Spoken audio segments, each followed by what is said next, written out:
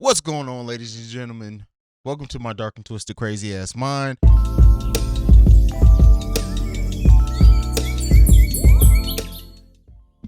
What's going on, ladies and gentlemen? Welcome to my dark and twisted crazy ass mind. Sorry for that long cold open, but I had a lot of stuff to get off my chest.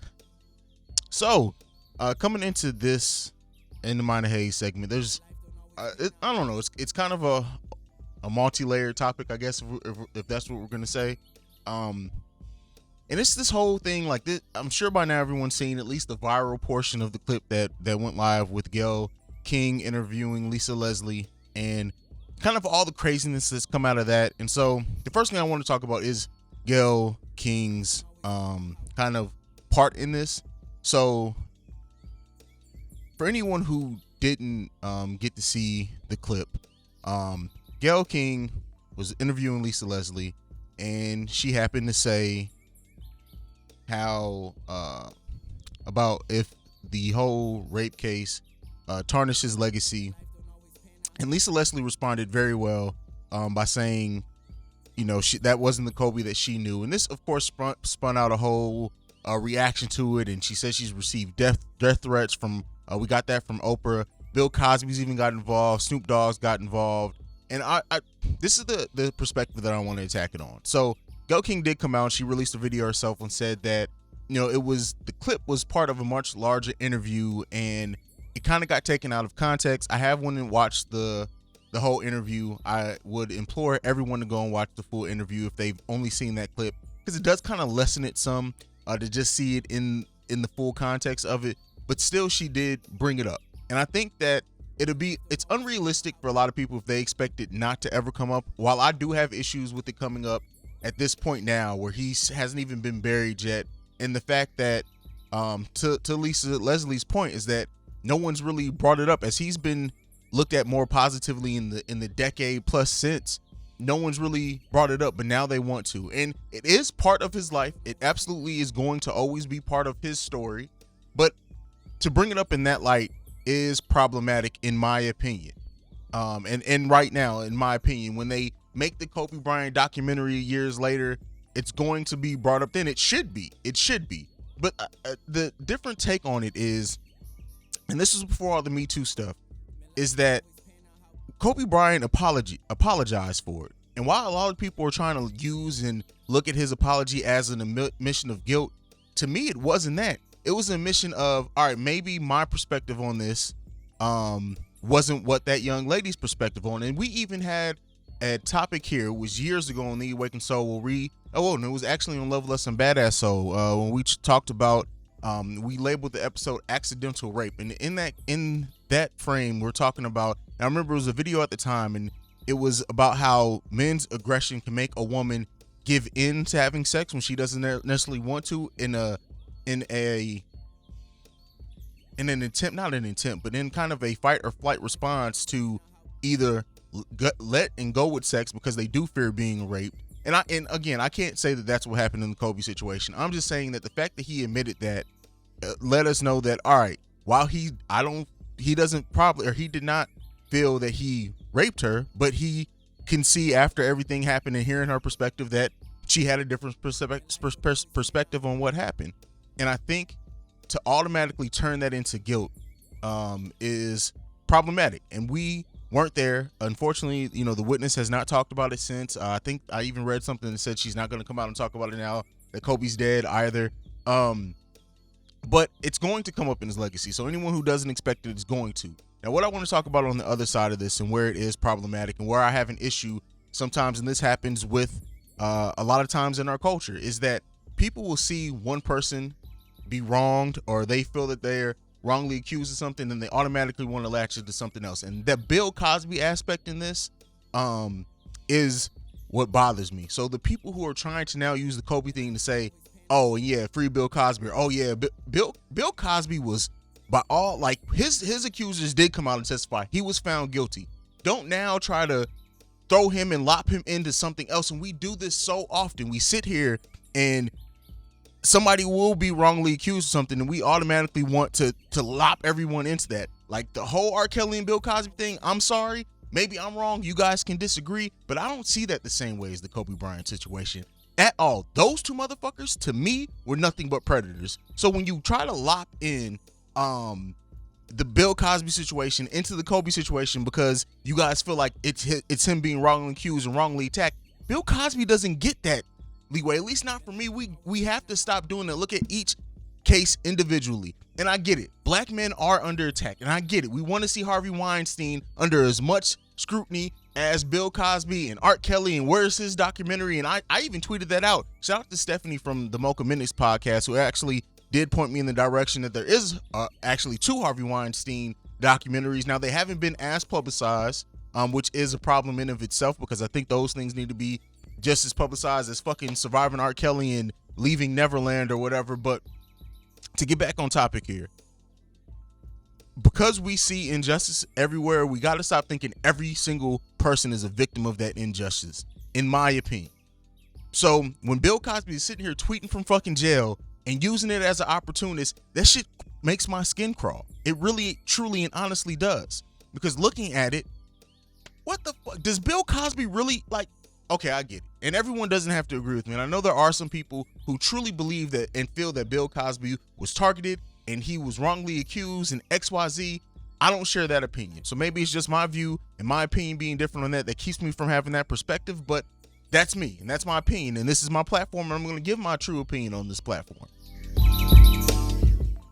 So it's I don't know. It's like I said, it's definitely problematic in my opinion. But I don't want to see us in an attempt to maintain Kobe's legacy, or that we feel like we're fighting him to try to throw other people that don't really deserve our defense in it as well. We got to judge each situation on its own, and I don't think that we're doing that to a certain degree when we're trying to lock people whose situations are completely different. And the whole Snoop Dogg thing, and I get it. Snoop Dogg's post about Gayle King, where, you know, the name calling is fine, but when he said don't make us come, like, I feel like in his being emotional in the response for somebody that he knew in Kobe Bryant, he didn't think about what the impact of his words are. When you have a certain level of celebrity, unfortunately, and I'm not saying that it's his fault, but when you say things, people are going to react to that. They're going to take it as if an order. That's the level he's on. People look up to him in that. So when he said that thing of don't make us come for you, I don't think that he meant it in the way that the public then, or people have taken it to now go in and make death threats towards Gayle King. That is problematic, and that's just feeding the monster even more so than what it is. Yeah, and the whole Oprah thing, like, we on the Breaks Radio, we talked about it. The episode was called Idols Turn Rivals, and we did talk about the aspect of, like, Oprah not really she is selective, in my opinion. Again, this is my opinion. People may agree with it or they may disagree with it, but I don't know. It's we need to get better. That's all I'll say. And I hope that eventually, like, all this and where it turned is that people, celebrities specifically, are more watchful over their words. And, you know, and something else that I want to kind of talk about before we end this in the Minor Haize segment is with the Gayle King thing and her saying that her network kind of cut that interview up in a way to promote it. Yeah, I think we do need to also acknowledge that these networks do that. The whole purpose of it is to go viral. They want those retweets. They want that guttural reaction from us, because then it's going to make us go and tune into the interview. So while some of the stuff she said is on its own, regardless of how it was cut, it's definitely problematic. And even initially in watching it, I was highly upset by it. But taking a couple of days away from it, that's why I'm glad I didn't record right afterwards, and really looking at it, getting to see the full interview, hearing her response where she did honestly seem genuine in it. I still, like I said, some of the things that she did in there is problematic regardless of how it was cut up. But we do need to realize that a lot of these public figures, especially on platforms where they do interviews and they have these larger bases, they do cut things in a way to sensationalize it so that then people can tune in. So overall, and I've been trying to, I didn't initially want to talk about this during the In the Minor Haize segment, just because I hate feeding into the negativity, but I feel like I needed to put my voice behind this. I needed to talk about it from my standpoint. So yeah, it's extremely unfortunate, but I hope that everyone kind of learned from this. And this is why I do say, and I pushed this on my platform a lot the last couple of years, is that really these viral clips, really try to go in and see the full thing if you have time or before you react. And I get it. It's you're going to react. I reacted. So I can't really say too much on that because I reacted myself off initially seeing it, but we do need to try when we can to watch the full video and get a full scope of what was meant there. But that's it for the In the Mind of Haize segment. We're going to get into the Cookie Chronicles, and I'll catch you guys after that. All right. So we're back. That was Tia with the Cookie Chronicles. And I got one thing to say before we get into the main topic discussion. And shout out to my boy Dan on Drugs from Black Law and Legal Lies and A Few Screws Loose. And on this week's episode of A Few Screws Loose, he actually talked about financial insecurity. And he explained, we joke all the time, and I even said it last time about him being rich, and he kind of threw a jab at me just saying how me mentioning it on my platform and how big it is. He got like some DMs about asking him for money, and again, that goes back to like what I said with Gayle King, and I have to hold myself accountable to it. While I know Dan takes it all in stride and all jokes, you do have to be responsible. I took a joke that me and AJ throw at Dan all the time, and I said it here and didn't really kind of think about because of the size of the platform how that may affect him. And I do, you get caught up because we're podcasters. We all joke and we all crack, but everyone who listens to this podcast isn't a podcaster, so they may hear that. But I do want to talk about the fact of Dan talking about financial insecurity and talking about the fact of how black people will spend their last $20 on something to look like they have money rather than actually investing it in them or anything else. And with last week us talking about investing like in your passion and putting time into your passion, we do as a people generally. I know this doesn't affect everyone. I think that in the black culture, we had nothing for so long that when we get the opportunity to look like maybe we have more than what we do, of course that we take it.